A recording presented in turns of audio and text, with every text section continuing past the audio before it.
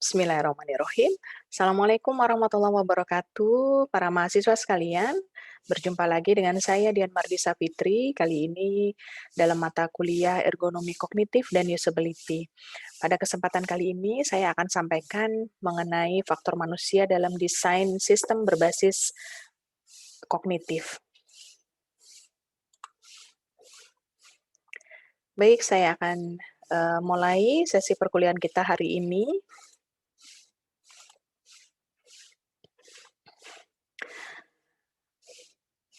Para mahasiswa sekalian, agenda belajar kita di dalam materi faktor manusia pada perancangan sistem berbasis kognitif terdiri dari 3. Yang pertama adalah kita akan membahas mengenai peran manusia di dalam sistem. Yang kedua, kita akan membahas mengenai Human Centered Design atau HCD. Dan yang terakhir, kita akan belajar mengenai Human Abilities and Limitation. Capaian pembelajaran mata kuliah yang untuk pertemuan hari ini adalah diharapkan semua mahasiswa bisa memahami faktor manusia di dalam desain sistem yang berbasis kognitif. Teman-teman mahasiswa sekalian, ini adalah referensi yang saya gunakan hari ini, yaitu Human Factors Methods for Design, Making System Human-Centered. Kita akan masuk pada peran manusia di dalam sistem. Kita ingat bahwa antara manusia dan sistem itu tidak bisa terpisahkan, karena manusia itu berada di dalam sebuah sistem dan berasal dari sistem. Sehingga inilah yang menyebabkan bahwa manusia sebetulnya tidak bisa terpisahkan dari sebuah sistem. Ini adalah elemen dan fungsi sistem menurut referensi kita hari ini. Kita lihat bahwa input dari sistem itu ternyata bisa kita lihat sebagai sebuah hierarki, mulai dari purpose, goal, dan objektif. Lalu ketiga inilah yang akan mempengaruhi desain sebagai input dari sistem kita. Nah, di dalam sistem ini tentu ada elemen-elemennya. Pada model ini, elemen dari sistem terdiri dari manusia, kemudian aktivitas, dan gawai ya. Gawai ini terdiri dari hardware dan software-nya. Nah, inilah yang kita sebut sebagai sistem, di mana sistem ini memiliki interaksinya masing-masing. Di sini kita lihat bahwa manusia itu berinteraksi, saling timbal balik dengan aktivitasnya, kemudian juga memiliki interaksi dengan hardware software, sedangkan hardware software dengan aktivitas juga memiliki interaksinya sendiri, bentuk interaksi sendiri. Nah, manusia, aktivitas, hardware software ini berada di dalam sebuah total environment.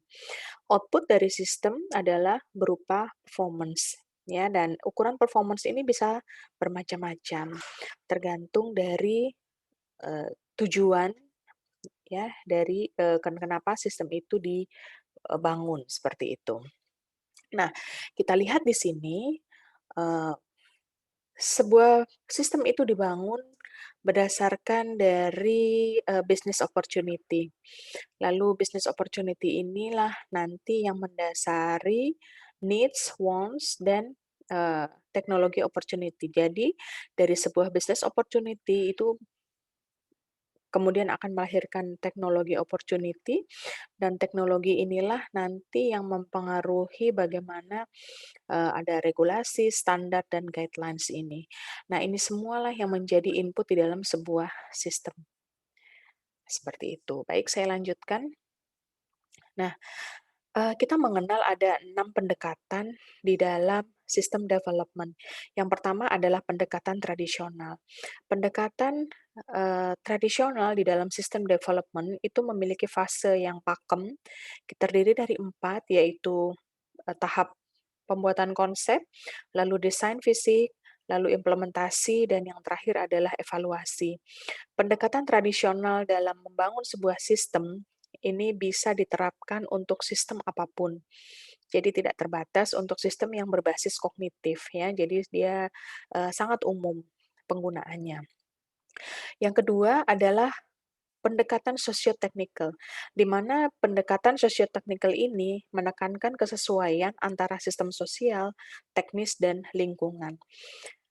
Mahasiswa sekalian, sebuah sistem sosio-teknikal itu berangkat dari bahwa manusia itu, perilakunya dan kebutuhannya adalah berhubungan dengan manusia lain, ya, karena manusia ini adalah sebagai makhluk sosial gitu. Nah, sistem sosial yang dimaksudkan di dalam pembahasan sosio-teknikal ini biasanya dalam wadah sebuah organisasi gitu ya.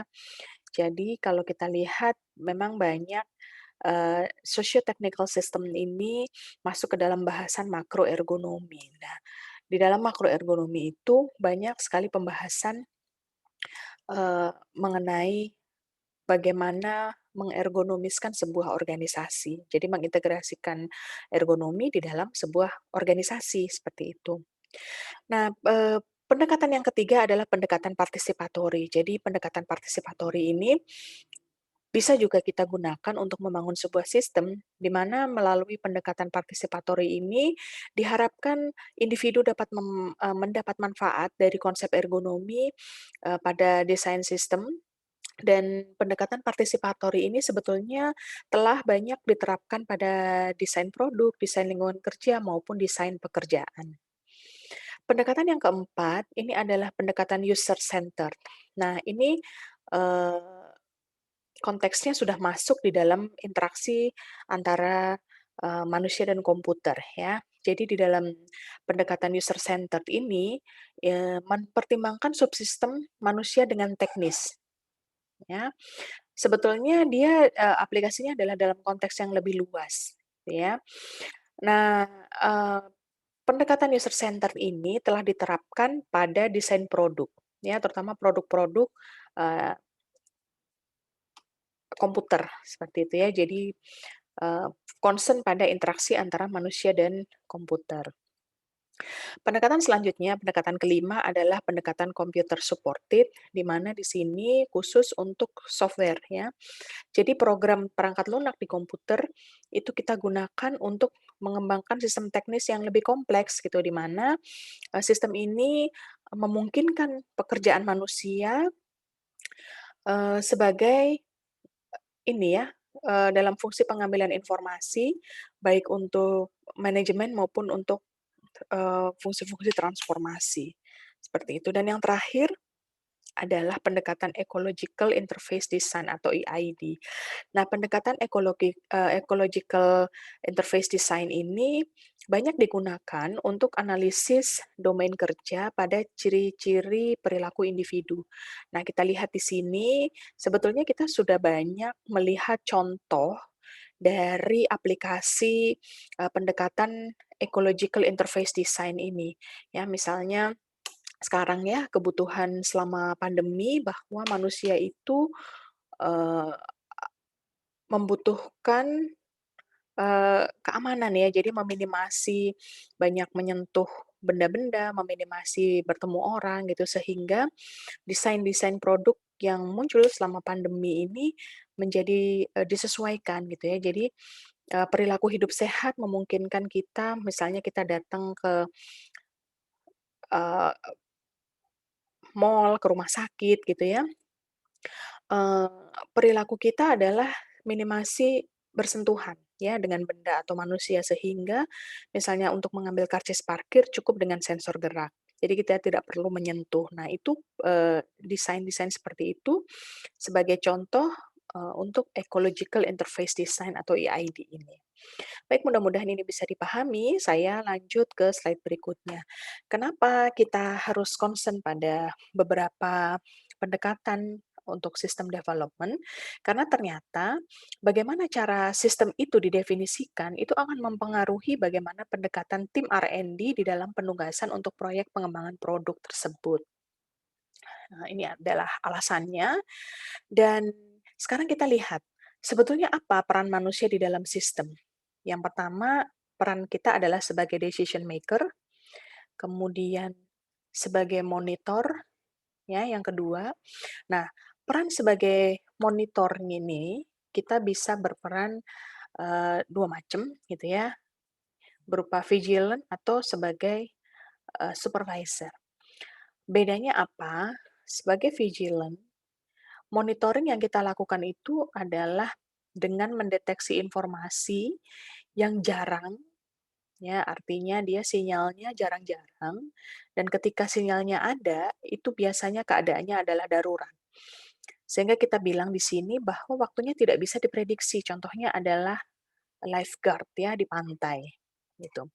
Nah, yang kedua adalah sebagai supervisor, sama-sama mengerjakan pekerjaan monitoring, tetapi berbeda dengan vigilant, di mana supervisor ini mengontrol sebuah sistem yang rumit dan kontinu. Artinya dia tidak bisa tidak waspada, gitu ya. Contohnya adalah eee, pilot pesawat, gitu ya. Sehingga untuk backup, pilot itu memerlukan, adanya co-pilot. Nah, seperti itu. Yang ketiga adalah sebagai information processor. Eee, kita dalam menghadapi, eee, pekerjaan kita, kita ini adalah information processor. Contohnya, teman-teman mahasiswa sekalian yang sedang belajar menghadap ke layar ya, entah layar HP-nya, atau layar laptopnya, atau layar tabletnya, itu sedang menerima informasi gitu ya. Suara saya terdengar, slide saya terlihat. Nah, informasi itu yang diolah di, eee, working memory-nya gitu ya, untuk, eee, disimpan di dalam memorinya gitu ya. Nah, berikutnya kita juga sebagai operator di dalam sistem ya. Contohnya saya sekarang sedang menghadapi PowerPoint saya dan untuk memunculkan slide-slide ini saya menekan tombol di laptop saya. Nah, disitulah saya sebagai operator PowerPoint saya. Lalu selanjutnya adalah sebagai information encoder and storer gitu ya.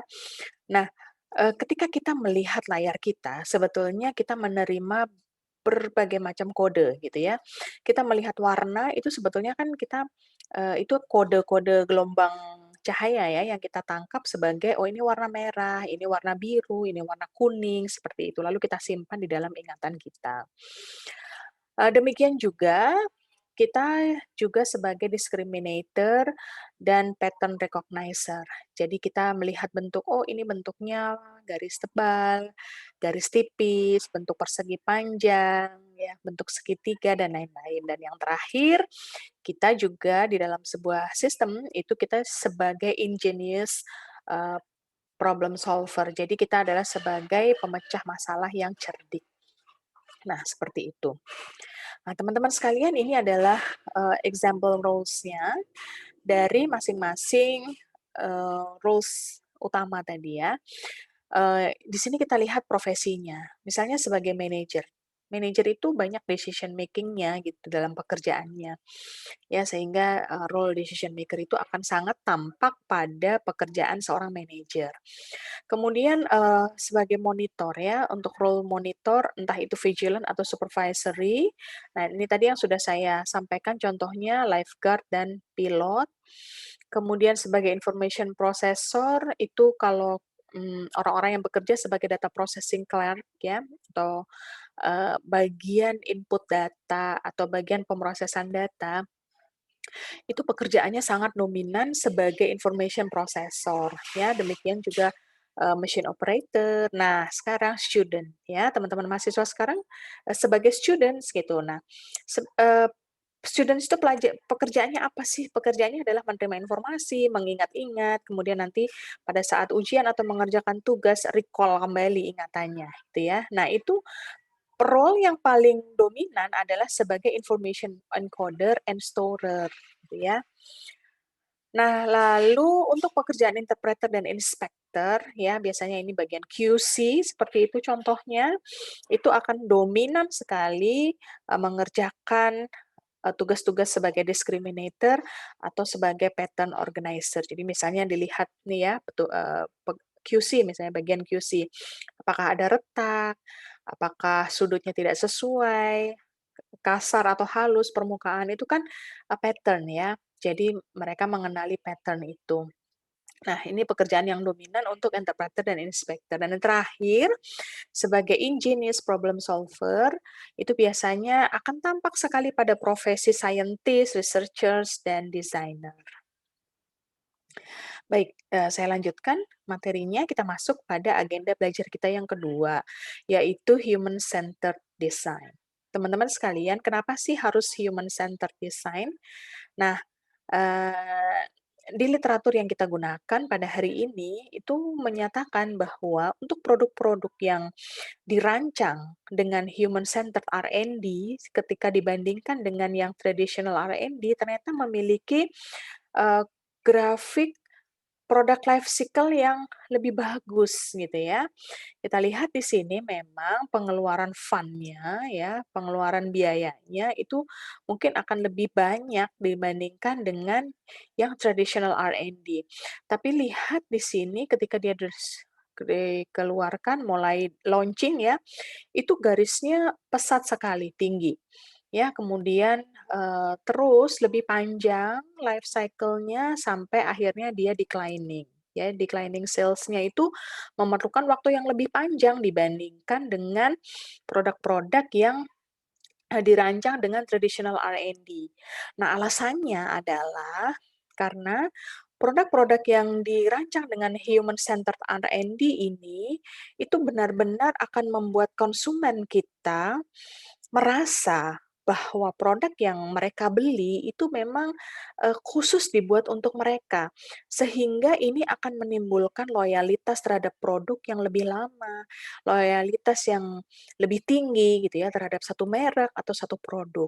Nah, seperti itu. Jadi ini, kenapa, eee, produsen-produsen itu beralih dari traditional R&D ke human centered R&D, karena ternyata memang lebih menguntungkan walaupun, mungkin dalam prosesnya itu akan lebih merepotkan, tetapi ternyata, ini sangat menguntungkan, seperti itu.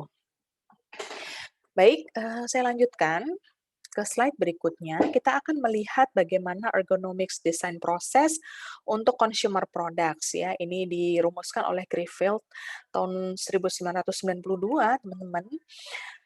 Di sini kita lihat bahwa untuk sebuah desain proses yang mempertimbangkan, faktor-faktor ergonomi, mungkin akan terlihat sama dengan desain proses, dari literatur lain yang tidak mempertimbangkan ergonomics gitu ya. Nah, di sini, kita sebelumnya sudah belajar bagaimana fase desain proses, eee, seperti yang dirumuskan oleh Ulrich ya. Ini hampir sama gitu ya, teman-teman, ini hampir sama gitu. Kita lihat ada identify needs di sini, ada juga ya. Kemudian tahap pengumpulan informasi ada juga. Jadi, di tahap identify needs ini kita akan, keluar ya output what is the problem.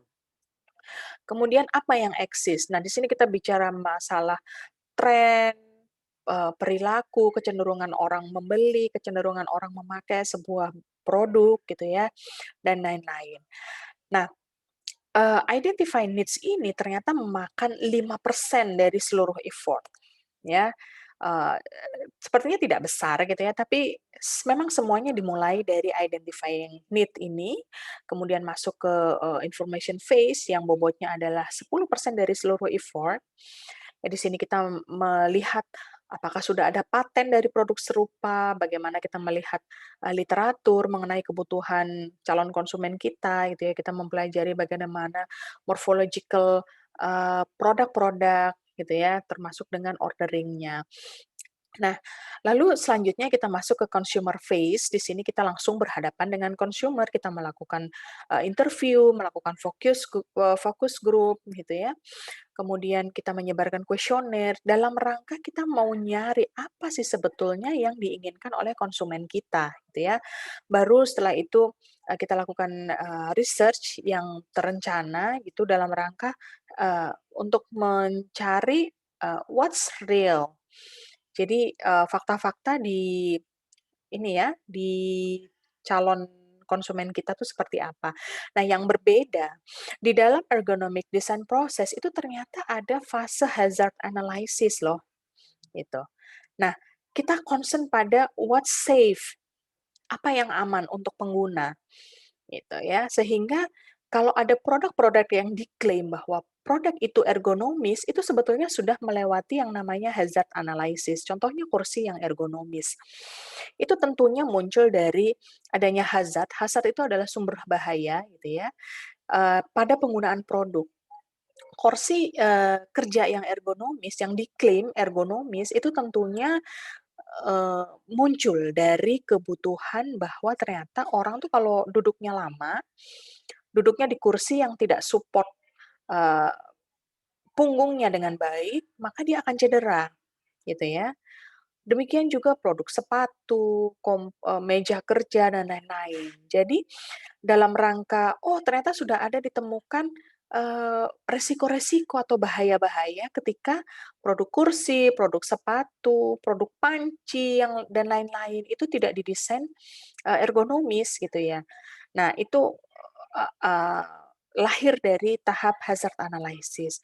Nah, analisis apa yang diinginkan konsumen, apa yang aman, ya, itu akan melahirkan satu spesifikasi produk yang lebih ergonomis, yang lebih ramah terhadap manusia, memenuhi kebutuhan manusia untuk safety-nya, selain juga memenuhi kebutuhan untuk fungsionalnya. Nah, baru setelah kita bisa menentukan spesifikasi produknya, kita bisa lanjutkan. Nah, di sini step yang, selanjutnya ini, hampir sama ya dengan konsep-konsep desain proses untuk produk dari literatur yang lain. Jadi melewati creative design session ya, tahap ideation, conceptual design, membuat prototype, memverifikasi ya, apakah memang jadi setelah prototipe ini diverifikasi produknya, diuji coba gitu ya. Apakah sudah sesuai dengan fungsi yang diharapkan, apakah sudah, aman untuk digunakan dan lain-lain.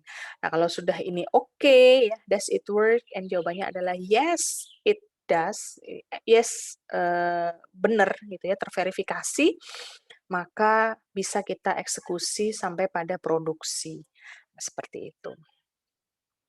Nah, teman-teman sekalian, eee, kita sebelumnya sudah belajar bagaimana, product research, development, and production ya. Nah, tetapi kita kadang tidak menyadari, dari kacamata human factors dalam proses, product development itu bagaimana perannya gitu ya, bagaimana peran human factors itu di dalam product development process. Nah, di literatur yang kita pakai sekarang itu, itu sama ya, jadi dimulai dari M. M itu manajemen ya, R itu adalah, research and development. Jadi ketika kita mau merancang sebuah produk, konsumen gitu ya, ini terutama untuk software ya teman-teman ya, khusus untuk software, yang kita lakukan pertama adalah, merancang business plan kita. Di dalam perancangan business plan ini kita mendefinisikan, business opportunity and strategy. Ya, ini pekerjaannya siapa? Ini pekerjaannya manajemen. Selain itu, dari sini ya, dari business opportunity ini kita bisa mendefine, eee, ini ya, interest area ini untuk meng membuat business plan ini menjadi terlaksana gitu ya, mewujudkan business plan ini. Nah, di sini kita sudah mulai melakukan, eee, pem ini ya, developing product abstract. Nah, apa, fungsinya human factors di sini? Nah, pada tahap inception ini atau pada tahap pendahuluan, gitu ya, dalam kacamata human factors itu sebetulnya kita mengidentifikasi segmen pasar dan bagaimana kita akan menangani profil-profil di dalam segmen pasar kita. Nah, tentunya concern kita di sini adalah manusia gitu, karena produk kita nanti akan digunakan oleh manusia ya, produk software nanti akan digunakan oleh manusia. Nah, pada tahap selanjutnya yaitu pada tahap elaborasi, tim research itu melakukan, eee, ini ya, pemantapan dari kebutuhan produk sekaligus melakukan analisis. Jadi di situ tujuannya adalah untuk menentukan fitur-fitur dari produk atau spesifikasi yang khusus dari, produk software tersebut. Nah, Di sini, eee, human factors berperan sebagai apa gitu. Human factors menyediakan batasan-batasan desain gitu ya. Tentunya batasan desain ini, didasarkan pada, human limitation itu yang akan, kita pelajari juga ya. Jadi sebetulnya human limitation itu me me ini ya, melahirkan atau menjadi dasar dari batasan-batasan desain gitu. Nah, di sini, nah barulah tahap desain itu mulai bekerja. Jadi pada tahap inception itu, dia belum bekerja. Nah, pada tahap elaborasi baru fungsinya baru kelihatan gitu ya, di mana di desain ini aktivitasnya adalah membangun initial concept ya untuk software arsitektur, function and appearance. Jadi arsitektur software, nanti fungsinya buat apa, lalu tampilannya seperti apa. Jadi sudah mulai masuk ke, rancangan desainnya. Nah, lanjutkan lagi tahap berikutnya adalah tahap construction dan transition. Nah, pada 2 tahap ini human factors masih berperan gitu ya.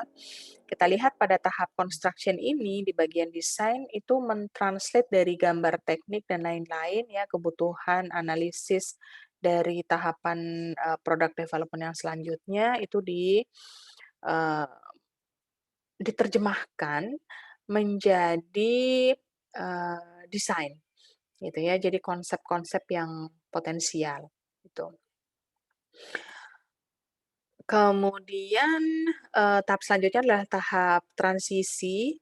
Kita lihat di sini, human factor juga masih punya peran di sini untuk menentukan final specification. Jadi kalau kita lihat sampai pada tahap transisi ini sebetulnya, eee, aktivitasnya adalah aktivitas untuk memantapkan spesifikasi dari produk, seperti itu. Dan untuk yang terakhir setelah produknya jadi, kemudian, eee launching gitu ya. Nah, human factors ini masih bekerja gitu untuk memonitor, eee, pelanggan dan penjualan, sales force reaction gitu ya. Jadi, eee, reaksi konsumen kita terhadap produk itu seperti apa gitu ya.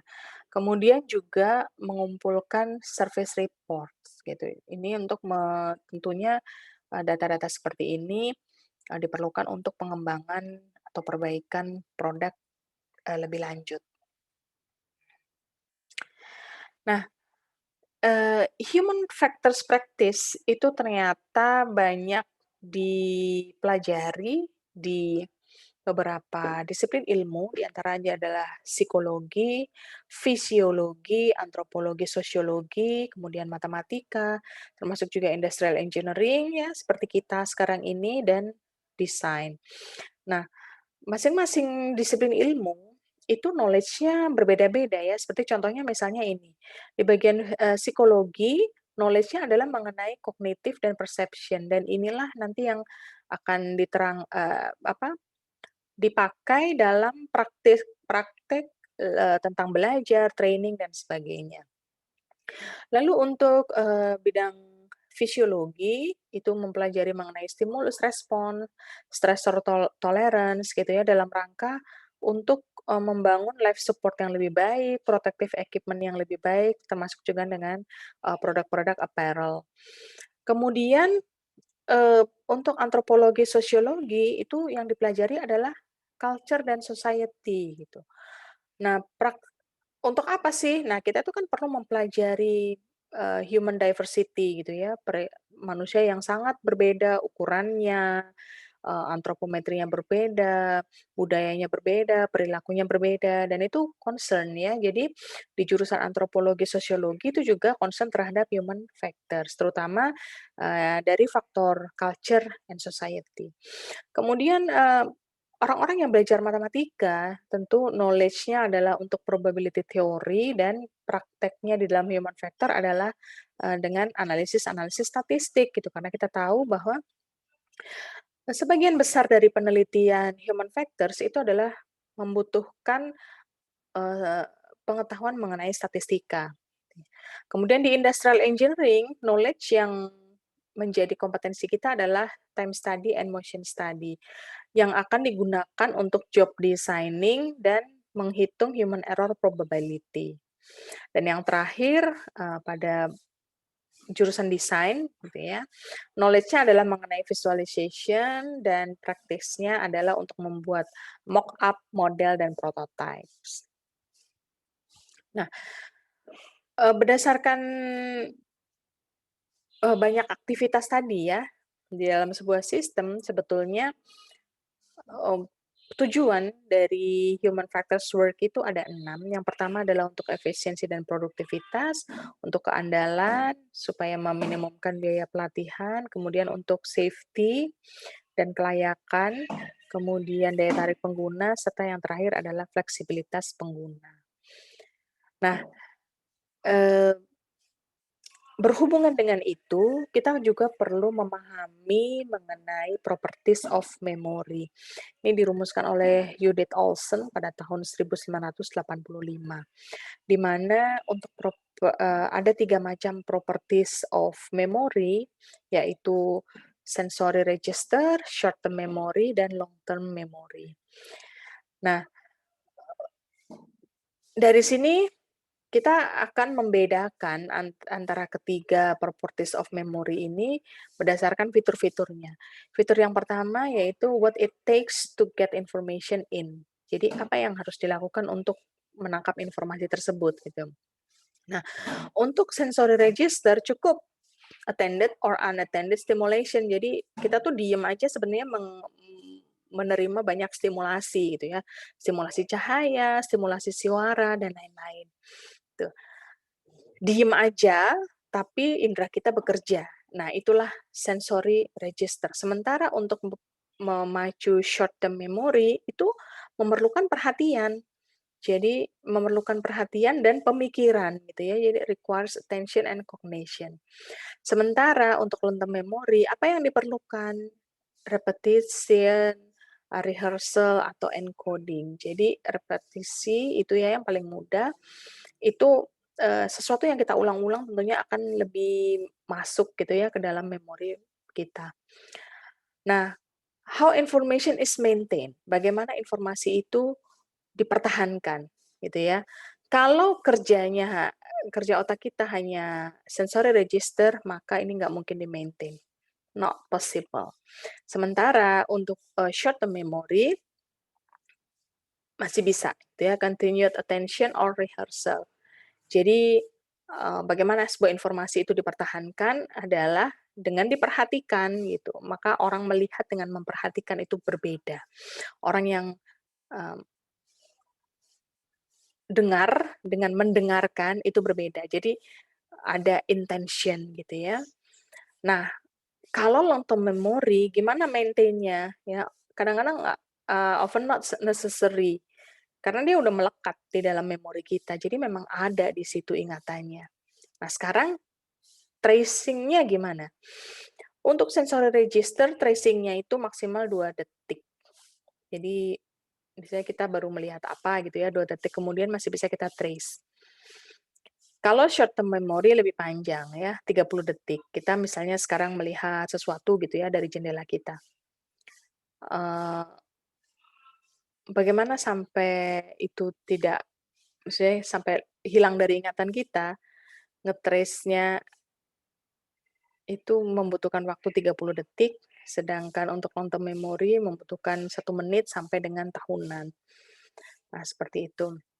Nah, sekarang berapa banyak informasi yang bisa diterima? Kalau kerjanya hanya sensory register, maka kita sebetulnya bisa menangkap 5 jenis auditory dan 9 visual. Ya, misalnya huruf gitu ya. Kita tuh gampang 1 kali baca, kalau 1 kata itu hurufnya tidak lebih dari 9. Itu bisa langsung kita baca, tapi kalau lebih panjang, itu butuh waktu yang lebih.